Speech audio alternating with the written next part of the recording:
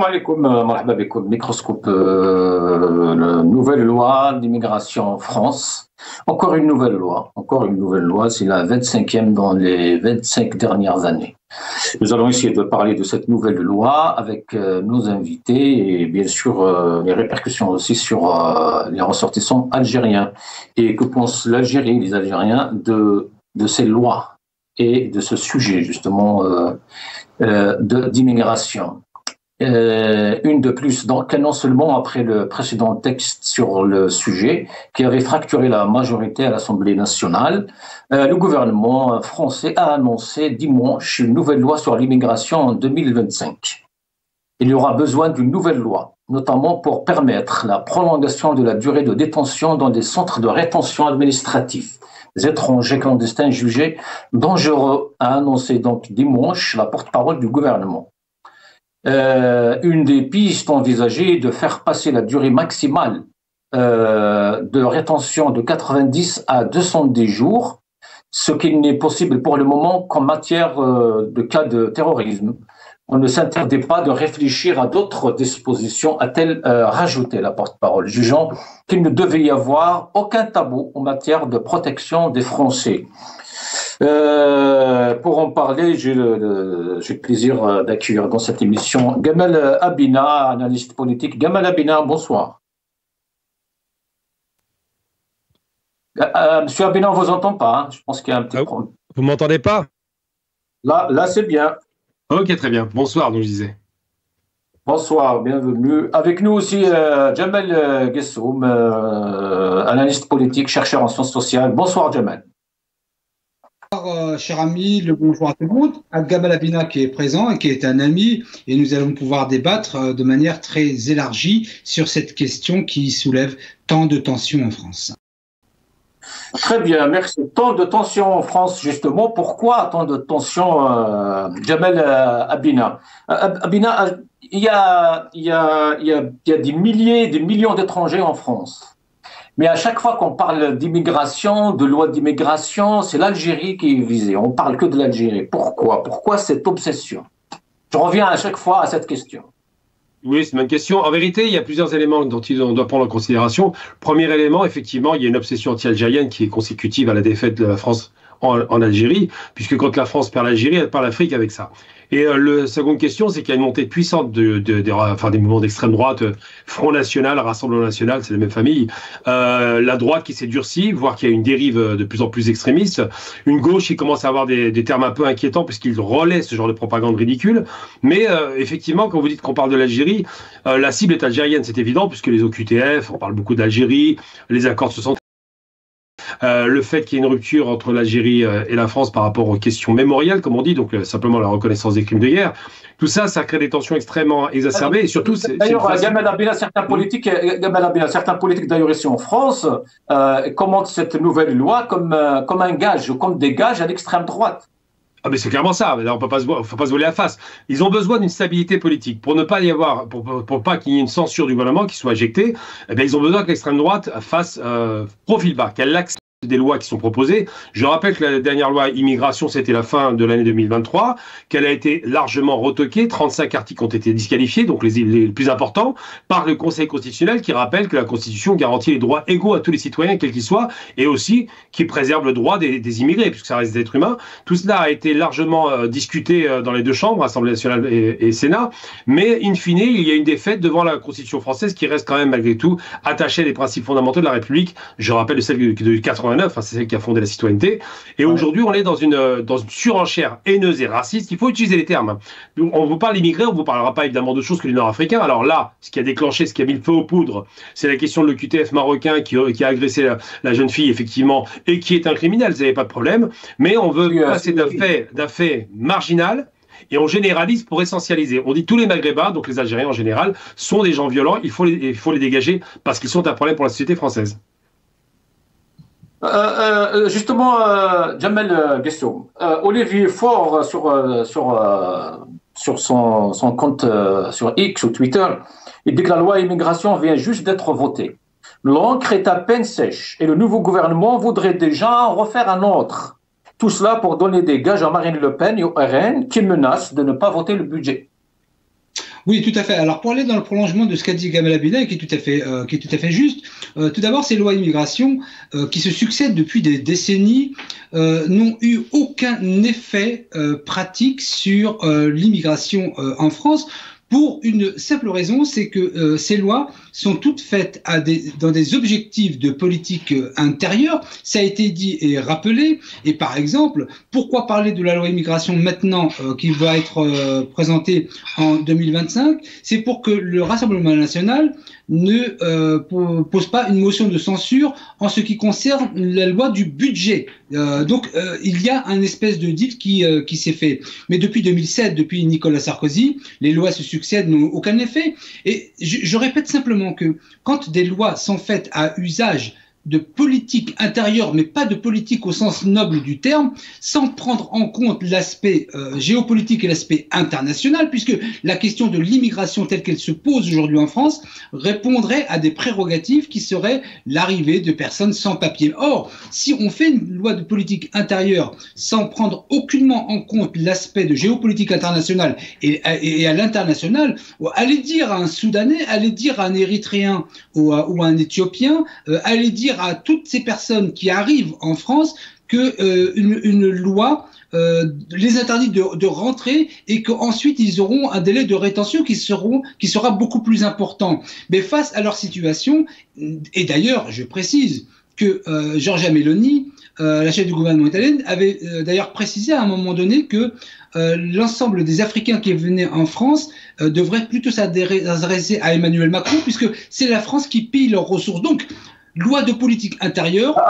Justement, d'ailleurs, Jamal Gessoum, certains disent que c'est l'exemple Meloni, justement, qui est en réflexion en France.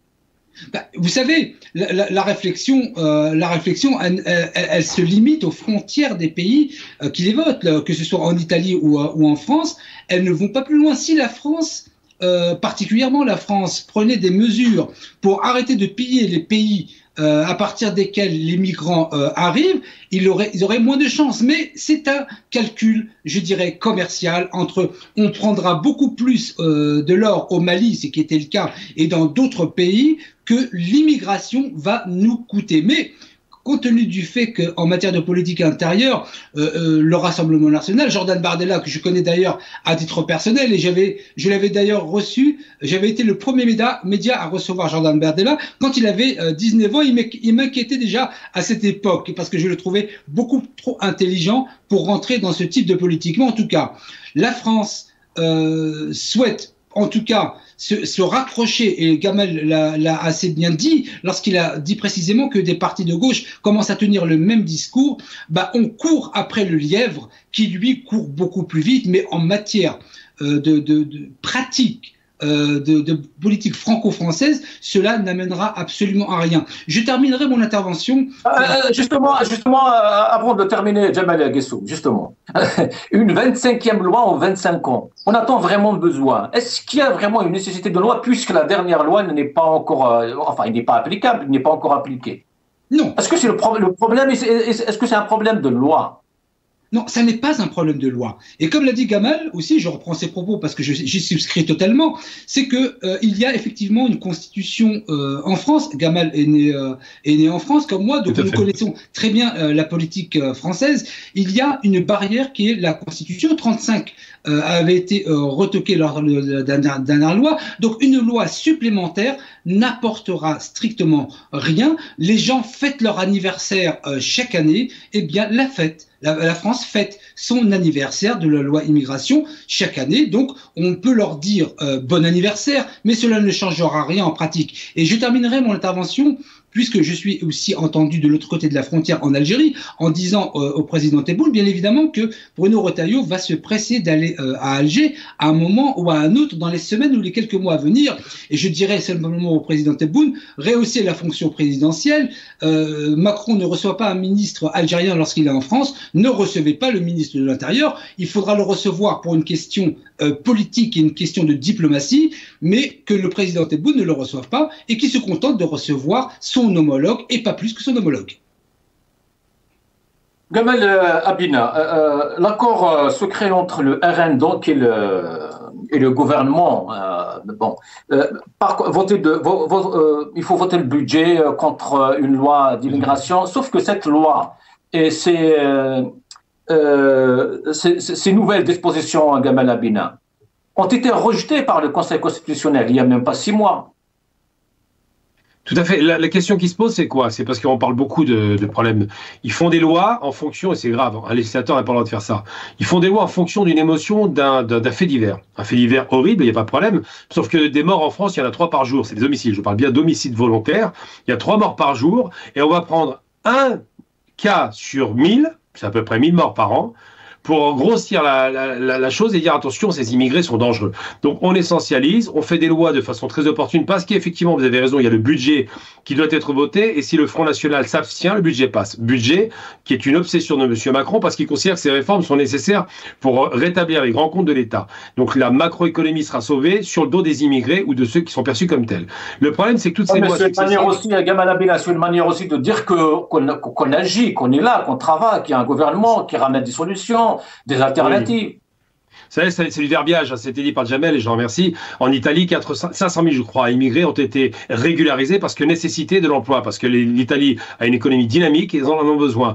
En Allemagne, 1 million d'immigrés syriens, enfin d'immigrés forcés malheureusement, des réfugiés de guerre, ont été régularisés parce que l'Allemagne a déjà entamé sa transition et a besoin, puisque tous les baby boomers sont sortis du circuit du travail, a besoin de gens compétents et de gens qui travailleront quel que soit le type de métier. Et donc, il y a des pays qui ont déjà fait ce transfert, qui ont déjà passé ce cap. La France n'a pas d'emploi à créer, a des difficultés chroniques économiques, et pour masquer cette incurie, il joue à quoi? On joue sur le bouc émissaire classique, l'immigré, celui qui n'a pas de représentation à l'Assemblée nationale, celui qui n'a pas de lobby, celui qui n'a pas de défense, celui qui n'a pas de groupe organisé, et celui qui a des États derrière qui ne sont pas nécessairement en train de faire pression. Donc il ne faut pas perdre de vue que toutes ces gesticulations sont voulues par qui? Par un homme qui est je le dis clairement, un raciste. Monsieur Retailleau, dans une sortie édifiante, a dit, en parlant des immigrés, soi-disant donc les descendants d'immigrés qui sont français, citoyens de ce pays, il a dit il y a un retour sur des questions ethniques. C'est-à-dire qu'il ethnicise le débat. Il disait reviennent dans leur ethnie primaire, en gros, des sauvages. Eh bien ça, c'est termes qu'on a entendu, sauvageons, racailles, voyous, pire encore, on va les décrasser à Karcher par M. Sarkozy, c'est lui qui a ouvert le bal. Tout ça, c'est une façon de dire, de réduire à une essence. L'essentialisation, c'est de dire ces gens-là sont mauvais par essence, par nature, parce que les parents sont sauvages comme eux et qu'ils transmettent de la sauvagerie. Mais ça cache difficilement une incapacité chronique d'une France qui est en déclin, qui a désindustrialisé massivement le pays, qui n'arrive pas à créer d'emplois, qui n'arrive pas à attirer les investisseurs. C'est difficile. Je suis sûr, M. Macron, il était content de faire une usine de batteries électriques, c'est pathétique. Tout cela pour dire que on cherche toujours les faux fuyants pour ne pas assumer ses responsabilités et pour neutraliser l'extrême droite. Une fois que l'extrême droite votera le budget parce qu'elle va le voter si elle est satisfaite, eh bien cette loi immigration, on n'ira nulle part parce que les lois existent déjà. Elles sont déjà coercitives, contraignantes, extrêmement dures, et de toute façon l'immigration n'est pas le problème principal des Français. Le problème principal des Français, c'est l'inflation, c'est le chômage, c'est la peur du lendemain, c'est la crise économique, c'est une sortie difficile du Covid et de la guerre d'Ukraine qui est en pleine activité, c'est une augmentation des coûts du pétrole et du gaz. Tout ça, c'est de vraies problématiques auxquelles ne répond pas le gouvernement. Il préfère jouer la carte de l'immigré, c'est beaucoup plus simple et on ne prend pas de risque. C'est ce que dit un peu les socialistes aussi, Gamal Abina, justement via Grégoire. Nous pensons que la motivation du gouvernement est très clairement politique. Elle est initiée par l'extrême droite et est un gage en faveur de l'extrême droite. Vous savez, quand un socialiste parle, j'ai pas confiance. J'ai un principe de base, le socialiste va toujours nous mettre un couteau dans le dos. Ça, c'est réglé. Je préfère entendre la LFI et les Verts. C'est un peu plus sérieux, voire les communistes. Non, les socialistes font qu'annoncer une chose dont ils sont largement responsables. Je rappelle que M. Macron est un produit socialiste. Je rappelle que les socialistes ont fait des lois déjà anti-immigration, des lois sur la question, soi-disant, des musulmans, en gros, des lois d'exclusion. Et quand on fait des lois qui ciblent une communauté en raison de son ethnie ou de sa religion, ça devient des lois d'exception. Et la dernière fois que ça a été voté, les lois d'exception, c'est en 40 contre les Juifs. Donc là, on se rapproche lentement mais sûrement vers les vieux poncifs crasseux de la Seconde Guerre mondiale qui ont envie de cibler une communauté parce que les difficultés sont tellement grandes. À l'époque, en 40, l'Allemagne a vaincu la France. C'est la panique, c'est la faute des Juifs. Aujourd'hui, la France est vaincue économiquement. C'est la panique, c'est la faute des Arabes et des Africains. Jamal Bessoum, comment expliquez-vous justement que le fait que Attal soit contre cette nouvelle loi? Parce qu'il n'est pas au gouvernement. Je veux dire que... C'est tout. C'est tout, parce que c'est presque sa loi. Là. Oui, bien sûr, mais vous savez, lorsque d'autres veulent tirer parti d'un projet de loi, en tout cas un intérêt politique, celui qui n'en tire pas est toujours contre. Et d'ailleurs, je reviens sur ce qu'a dit Gamal, en France, croyez-moi que sur le terrain, il n'y a pas plus raciste que les socialistes. Le RN, ce sont des petits joueurs à côté, et M. Retailleau également. Vous savez, depuis 1981, depuis l'arrivée de François Mitterrand, avec ce détournement de la marche des beurs qui avait eu lieu en gros entre Vénissieux, Marseille et Paris, et qui avait été tourné avec SOS Racisme, une forme de racisme prégnante. Il n'y a pas plus pire raciste que les socialistes. Mais maintenant, ce que j'aimerais en dire, c'est que la question de l'immigration, effectivement, en France, elle se pose uniquement, et c'est cela que le peuple français a un peu de mal à comprendre, c'est que une politique intérieure en lien avec une politique internationale, lorsque le cordon est rompu, lorsqu'on ne met pas en œuvre des actions politiques à l'international pour éviter que les migrants n'arrivent, on alimente la chose. Et par conséquent, toute cette, je dirais, tambouille politique en France est arrivée à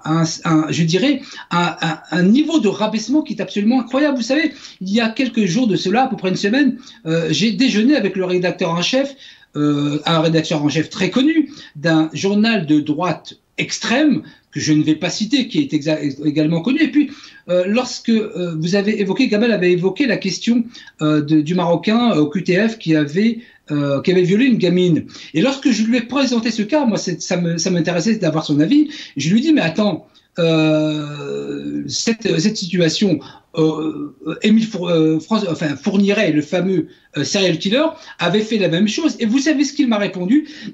Et là, ça donne en tout cas une idée de la vue de l'extrême droite sur des questions essentielles telles que celle-ci. Mais il a dit, mais Fourniret, ce serial killer, mais lui au moins il est de chez nous. C'est-à-dire que la question de l'émotion sélective, partielle que relevait Gamal Abina tout à l'heure, elle est tout à fait prégnante. On peut tuer, en gros c'est un peu le discours, on peut violer tant que ça fait partie des Français, ils auraient un droit suprême. Et donc on peut condamner cet acte, quel que soit d'ailleurs l'auteur, mais à partir du moment où c'est un étranger, ça devient beaucoup plus grave. Et donc la victime, en ce sens, n'est pas respectée. Ça donne en tout cas le là de la politique française qui ne trouve absolument aucun intérêt à faire une loi, si ce n'est que de courir après le Rassemblement national. Et il n'y a que cela qui compte. Attal, c'est la même chose. Le Premier ministre, c'est pareil. Donc,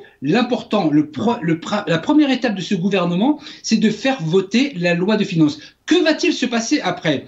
La loi, ils vont voter la loi immigration, elle va être retoquée, et Marine Le Pen, qu'est-ce qu'elle va dire derrière tout ça? Elle va dire, vous voyez, même lui n'y arrive pas, et donc il n'y a que le Rassemblement national qui peut le faire, sans tenir compte que ce soit ce gouvernement ou Marine Le Pen, la Constitution française restera la même. Donc nous sommes là dans un verbiage, c'est le thème qu'a utilisé Gamal Abina, qui est tout à fait juste. Donc nous sommes dans une forme de vomissement politique qui n'a absolument aucun sens, qu'ils peuvent faire voter 150 000 lois, passer de 90 jours à 200 jours la période en rétention, cela ne changera absolument rien. Maintenant, le dernier point que je souhaiterais évoquer, parce que je me suis entretenu avec une personnalité des autorités algériennes il y a à peu près 3 semaines de cela, et je lui avais parlé des OQTF. En ce qui concerne l'Algérie, il m'affirmait, et je veux bien le croire parce que je lui fais confiance, que l'Algérie n'a jamais mis un frein au laissez-passer pour les Algériens, permettant à la France de les expulser, mais qu'il y avait un problème, c'était la reconnaissance de la nationalité algérienne, parce que l'Algérie, ce n'est pas le Rwanda. Le Rwanda a signé un accord avec la Grande-Bretagne pour envoyer tous les migrants, quelle que soit leur nationalité, au Rwanda, mais l'Algérie, la France devrait le savoir, ça n'est pas le Rwanda, et elle trie et elle n'accepte que ses compatriotes. Donc il est temps de mettre les choses et les pieds dans le plat pour dire les choses de manière très claire. Merci, Gamal. Gamal Abina, que pourrait contenir cette loi, Gamal, à part l'AME, le droit du sol aussi, on l'évoque ces dernières heures. Je ne sais pas est-ce que c'est vrai ou pas. Cette histoire, justement, de prolonger la durée de rétention, pourrait s'attendre à quoi? Bon, la durée Ou alors c'est la même loi, ou alors c'est la même loi que celle d'Atal et toute la clique. Oui, c'est quand même, comme vous dites, la clique. Le problème d'Attal, c'est que c'est un immigré aussi, donc c'est compliqué de faire passer une loi par partir d'un type qui vient de Tunisie, à l'origine. Le problème de son ministre, son ministre de l'Intérieur, qui lui-même était un immigré, puisqu'il a Moussa Darmanin, maintenant il se rappelle qu'il s'appelle Moussa, à l'époque il avait oublié. Ces gens-là ne sont pas crédibles pour faire des lois comme celle-là, même Sarkozy qui est fils d'immigré. Donc c'est vrai que la question qui se pose, c'est pas l'immigration. La question qui se pose, c'est l'immigration africaine et maghrébine. Là, c'est plus intéressant. Et on voit bien que les originaux, donc l'Européen de souche, ont plus de poids que les copies, donc ceux qui sont assimilés européens, qui viennent d'Afrique du Nord. Donc cette loi-là n'ira nulle part, c'est juste un gage qu'on donne au Front National pour montrer qu'on fait un effort. Les articles de loi vont être tous, non pas retoqués, mais vont être refusés littéralement, puisqu'on ne peut pas retoquer l'interdiction du droit du sol, c'est fondamental, c'est ce qui constitue une république à plus de 250 ans maintenant. Donc comment on peut, enfin 250 ans bientôt, donc comment peut-on dire qu'on va passer une loi en force, sachant qu'il y a quand même 3 leviers de décision? Première lecture Assemblée, seconde le Sénat, retour à l'Assemblée, et après validation par le Conseil. Donc ils savent parfaitement qu'il y a peu de chances que ça fonctionne, si ce n'est peut-être d'allonger la durée de rétention, ce qui est une stupidité abyssale, ou surtout de faire des pressions sur les pays d'origine. Il faut se rappeler que l'obsession, moi j'ai fait plusieurs médias français, les OQTF, ils ne parlent que de ça, on a l'impression d'être des fous. Comme si OQTF, ce mot magique qui vient de sortir il y a moins de 5 ans, est devenu le problème principal. Je tiens à rappeler, c'est important de le dire ici, parce que si on ne le dit pas, on a l'impression qu'on généralise. Quand on dit la France, on parle de l'institution État français. Il n'y a jamais eu, et c'est rassurant, de manifestation de masse des Français contre les immigrés. Parce qu'ils savent très bien que ce n'est pas leur problème. Les manifestations de masse sont les questions sociales.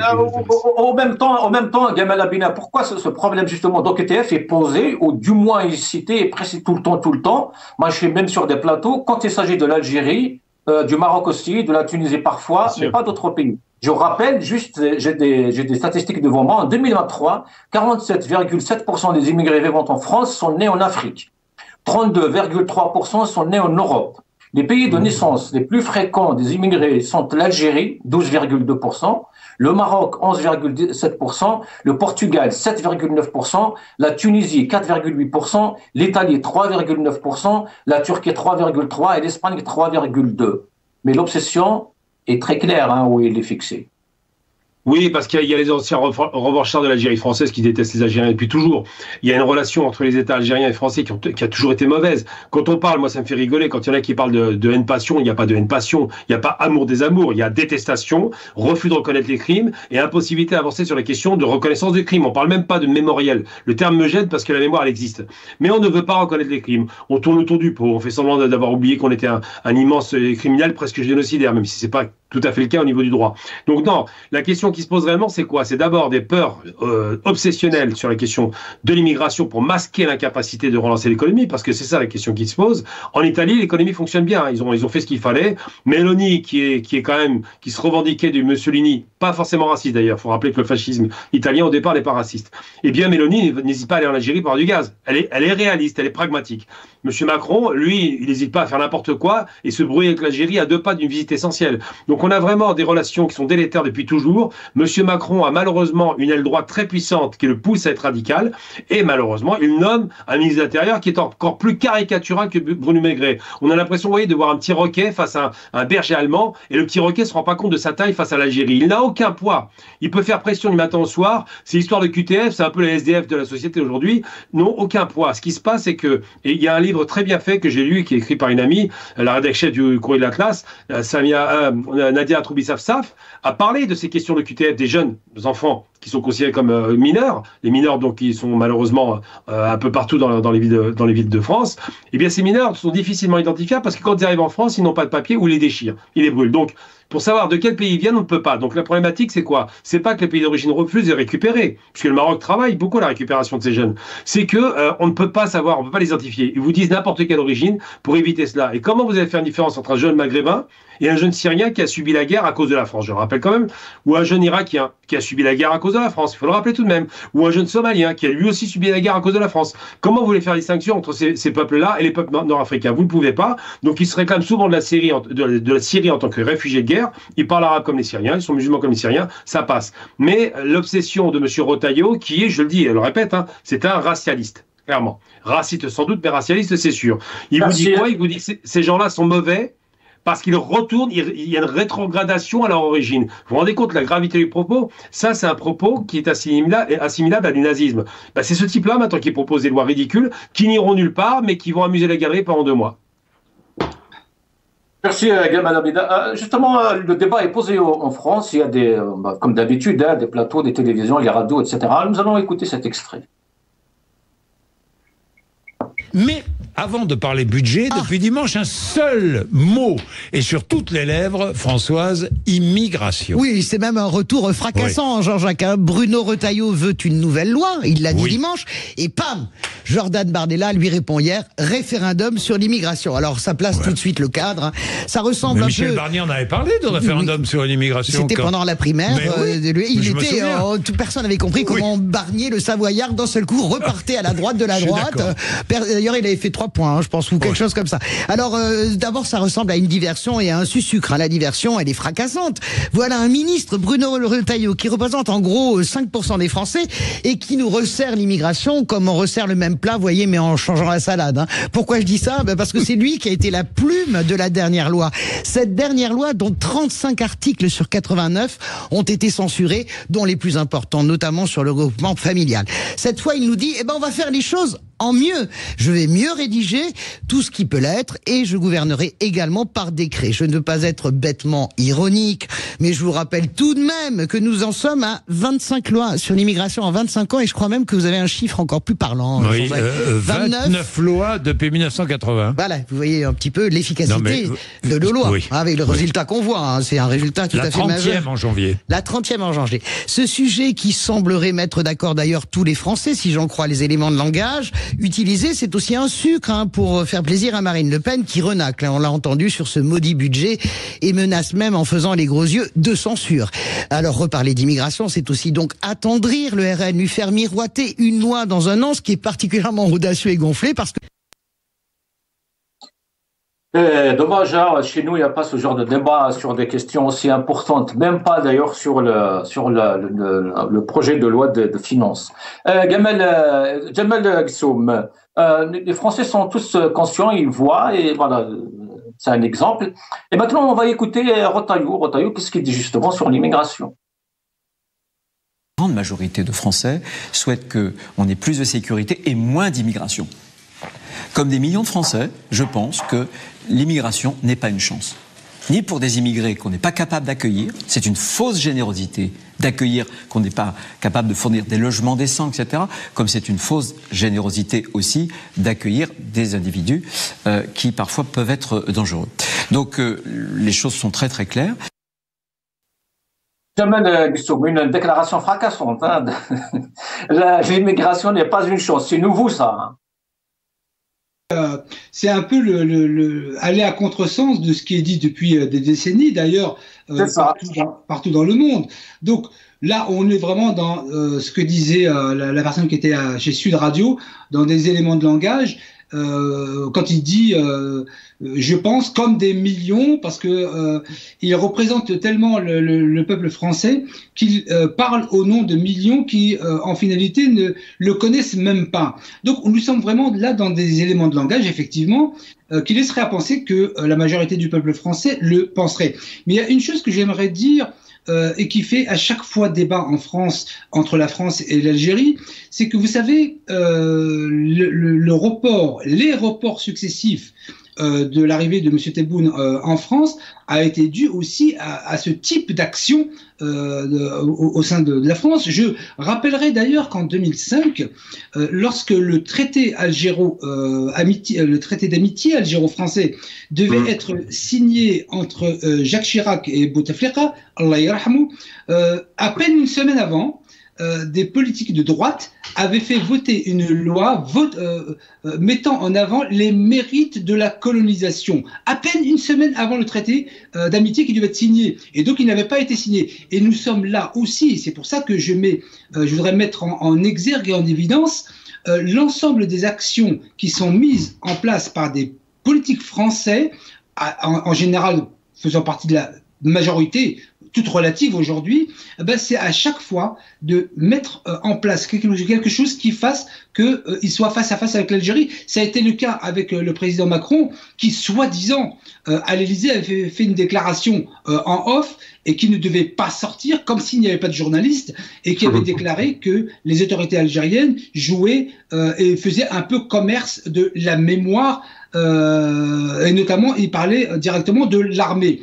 Et donc, à partir du moment où vous avez cette façon de faire, qui à chaque fois creuse un écart abyssal, déjà qu'il y avait un écart en 1962, mais cet écart abyssal, il continue d'être alimenté jusqu'à aujourd'hui. Et donc là, nous sommes dans une forme de politique intérieure, mais de la politique politicienne. Vous savez, le mot politique, c'est la vie de la cité. Le mot police, c'est gardien de la cité. Nous n'en sommes pas là aujourd'hui. Nous sommes aujourd'hui là dans des phases plutôt mercantiles. Donc, laisse-moi faire passer le budget et ensuite, je ferai voter une loi d'immigration qui va être confrontée à la Constitution. On sait par avance que Marine Le Pen va tout de suite dire, vous voyez, même lui n'y arrive pas. Donc, ce sujet, c'est vraiment uniquement moi et le RN qui peut porter. À partir du moment où on peut anticiper de manière quasiment mécanique sur tout ce qui va se dérouler dans 3-4 mois, c'est montrer que la politique,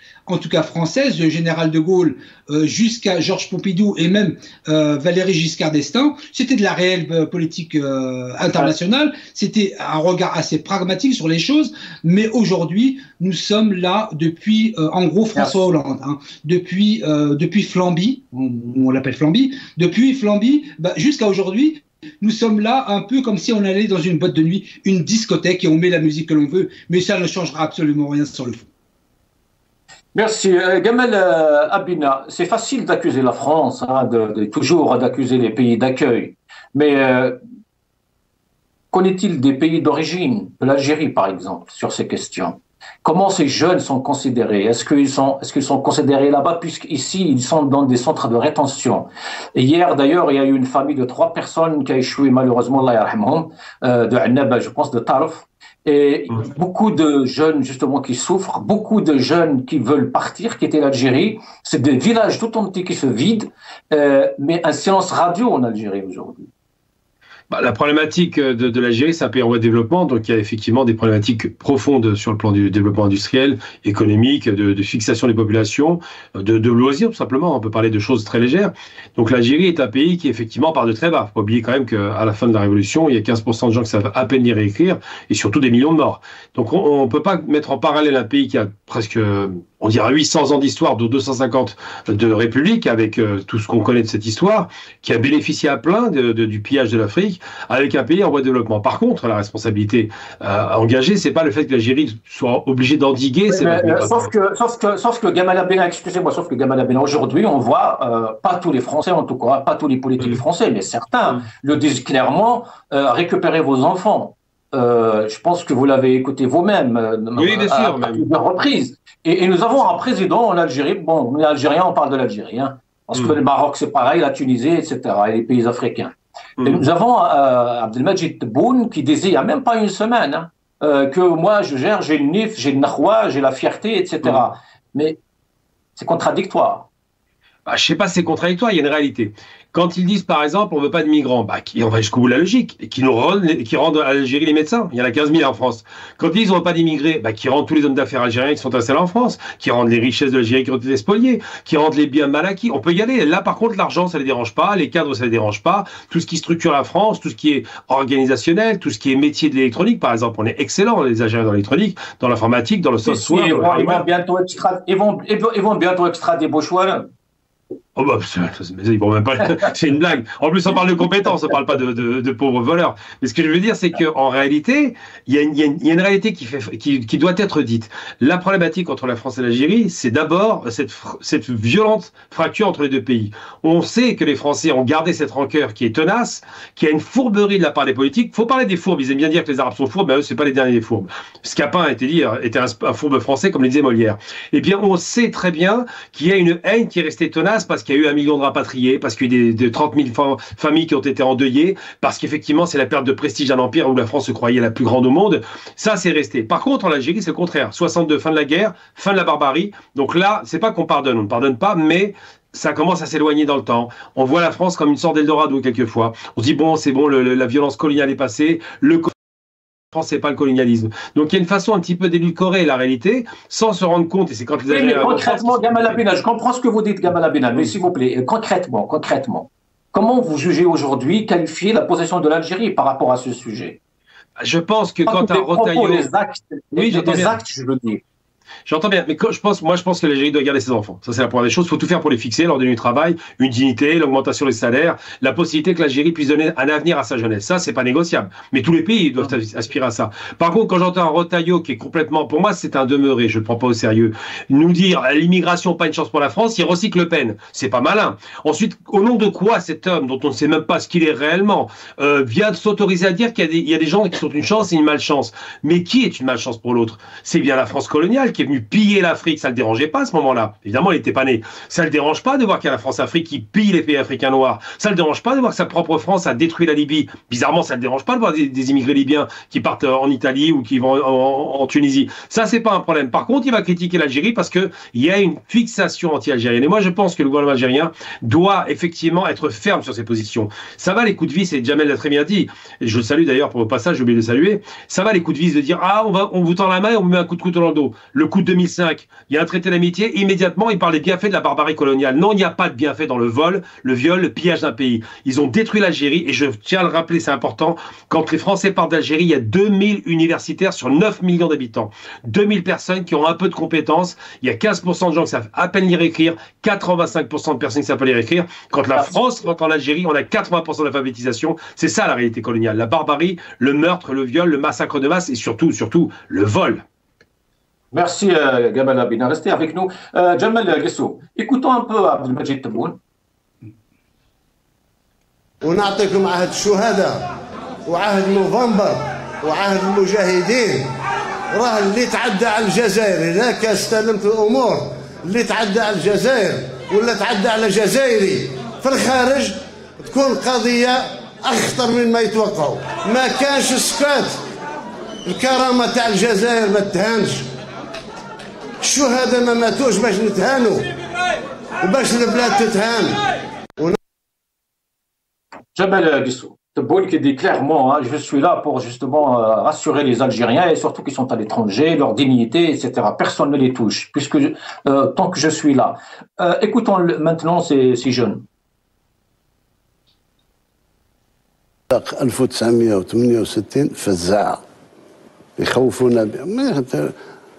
اتفاق جاء لتقليص كلها أكاذيب. كلها أكاذيب ملفقة للجزائر لأنك أنت ميولك معروف باغي توسخ الجزائر.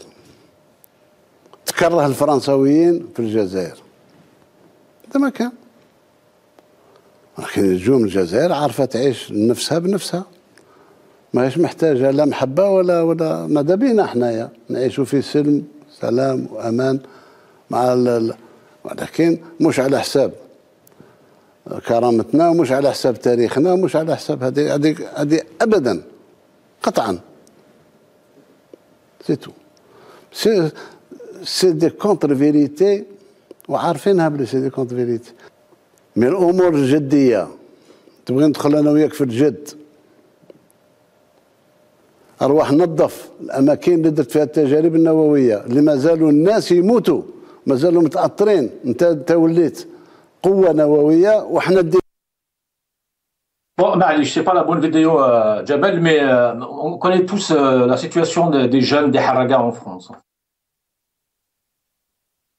Mais je ne suis pas d'accord sur une bonne partie de ce qui a été dit, ou plutôt de ce qui n'a pas été dit. C'est-à-dire qu'à partir d'un certain moment, il faut aussi qu'on regarde notre propre responsabilité. Je vais évoquer 2 ou 3 sujets importants, parce que c'est bien, et c'est une réalité de ce que la France a fait de 1830 jusqu'à aujourd'hui. Mais cela ne doit pas nous empêcher de nous regarder en face et de dire qu'est-ce que nous n'avons pas fait. Par exemple, qu'est-ce que nous n'avons pas fait en Algérie sur la question de l'éducatif? C'est mon métier. Bah, absolument rien. Question de protection de l'enfance et d'éducatif, je ne parle pas de l'école. Hein. L'école, c'est la transmission du savoir, ça n'est pas l'éducatif. Qu'est-ce qu'on a fait en Algérie sur la question de l'éducatif et de la protection de l'enfance? Rien. Zéro. Maintenant, j'aimerais dire directement au président de la République, s'il s'inquiète, et ça a été l'objet de la vidéo, qu'on ne touche pas aux enfants d'Algérie, qu'ils soient là-bas ou ici, ben je demande au président de la République déjà de commencer par abroger cette loi particulièrement fasciste qui a été votée et promulguée par sa signature le 31 août 2023, nous interdisant à nous, Algériens de l'étranger, Zinedine Zidane par exemple, Kélian Emour ou Riyad Mahrez, Benzema, n'ont même pas le droit de créer une revue sportive en Algérie parce qu'ils ont une autre nationalité. Par conséquent, il y a des fois, il ne faut pas donner des leçons à d'autres et il faut commencer par soi-même. Donc, Monsieur le Président, plutôt que de vouloir nous protéger, nous qui sommes loin, commencez déjà par ne pas nous dénigrer et ne signez pas une loi particulièrement fasciste. Ça, c'est la première des choses. La seconde des choses, c'est la question des harragas.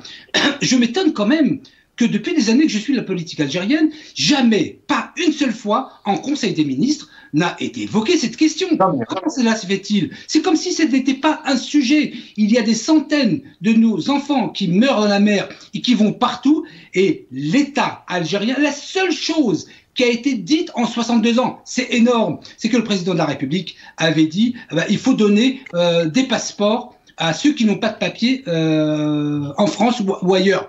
C'est ça, une question de politique, de protection de l'enfance, de protection de la jeunesse. Jamal Ksoum, pourquoi on interdit le débat autour de cette question? Les universités, les séminaires, les télévisions, etc. Il n'y a pas de débat sur cette question. C'est un tabou en Algérie.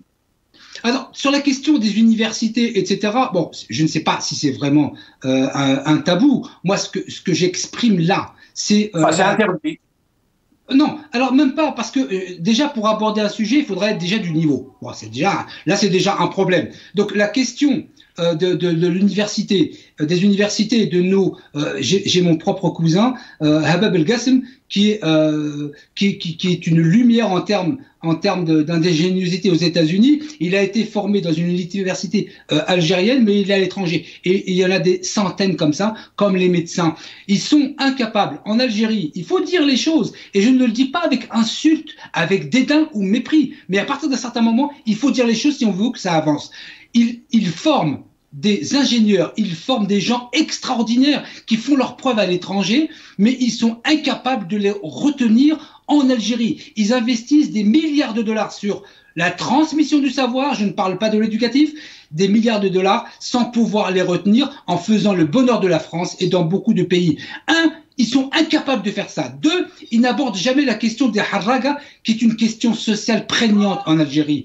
Troisièmement, la protection de l'enfance. Pourquoi, à votre avis, Jamal Ksoum, pourquoi, à votre avis, Tebboune, Abdelmajid Tebboune, n'ose même pas prononcer ce terme? Mais pourtant, c'est réel, c'est vrai, on le voit chaque jour.